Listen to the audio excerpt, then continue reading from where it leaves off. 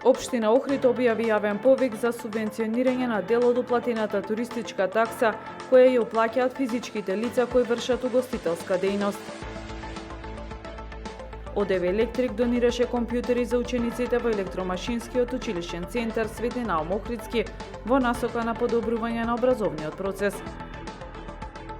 Охридскиот боксер Наум Стојановски најборбен на меѓународниот турнир Златен гонг, а со 5 медали се закитеа веслачите од Горица Ремон на Струга Опен Ерго 2025. Езерско дерби во среда во Охрид. Ракометарите на Охрид ја пречекуваат екипата на ракометниот клуб Струга. Времето утре облачно со врнежи од дожд, температура во интервал од 10 до 16 степени. Следевте една минута вести на Охрид Ньюс.